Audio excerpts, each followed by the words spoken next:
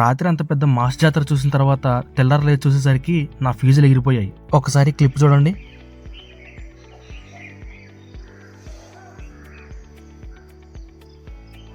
రాత్రి అంత మాస్గా ఉన్న ఊరు పొద్దున్నే ఇంత క్లాస్గా తయారైంది. ఏ అర్ధరాత్రో సాయి వాళ్ళంటి డాబా మీదకి వెళ్ళి పడుకునేసాం. కళ్ళు తెరిచి చూసేసరికి నిద్రమత్తు మొత్తం వదిలింది. ఆ మంచులో మంచి కాఫీ తాగదామని అలా బయటకు వచ్చాం. ఆ విజువల్ చూసిన తర్వాత నాకు ఏ కామెంట్ చేయాలో తెలియలేదు, కెమెరాలో బంధించడం తప్ప. అలా కొంచెం ముందుకెళ్తుంటే అక్కడ పలివేల వంతెనని ఒక లాక్ చూపించాడు. చూడ్డానికి మాత్రం చాలా బాగుంది. నిజం చెప్పాలంటే ఆ సీన్ చూడడానికి నా 2 కళ్ళు సరిపోలేదు. ఒకనొక టైంలో ఇవి నేను షూట్ చేయడం కూడా మర్చిపోయాను, నా బామ్మర్ది చెప్పేంత వరకు.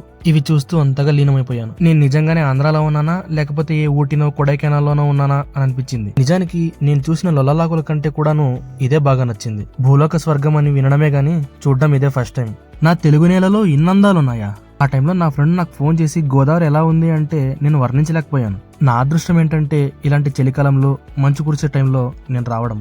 ఈ ప్లేస్ ఎలా ఉందో కామెంట్ చేయండి. ఇది చూసాక ఇక నాకు ప్రతి సంవత్సరం ఇక్కడికి రావాలనిపించింది. గ్రీనరీ చూడడానికి మనం ఏ కేరళకు వెళ్తున్నాం కానీ ఒక్కసారి కోనసీమ వచ్చి చూడండి, మళ్ళీ మళ్ళీ వస్తారు, నేను రాసిస్తాను. నేనైతే ఈ ప్లేస్ని అలా చూస్తూ ఉండిపోయాను. నేను సాయి వాళ్ళ ఊరికి లేట్గా వెళ్ళడం వల్ల కొన్ని మిస్ అయ్యాను, కానీ లేకపోతే నేను ఇంకా చాలా చూపిద్దును బా అన్నాడు. నిజానికి నేను గోదావరి వచ్చిన తర్వాత నా ఫ్రెండ్స్తో కలిపి 4 రోజులు తిరిగేసరికి వాళ్ళ స్లాంగ్ కూడా నాకు వచ్చేసింది. ఎంతలా అంటే ఒక్కసారి మా ఆవిడ ఫోన్ చేసినప్పుడు నేను కూడా గోదావరి స్లాంగ్లోనే మాట్లాడాను.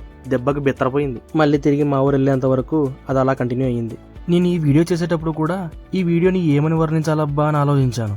కొన్ని వర్ణించలేం, అవంతే. ఆ తర్వాత మా ఫ్రెండ్ కళ్యాణ్ వాళ్ళ ఊరికి బయలుదేరాను.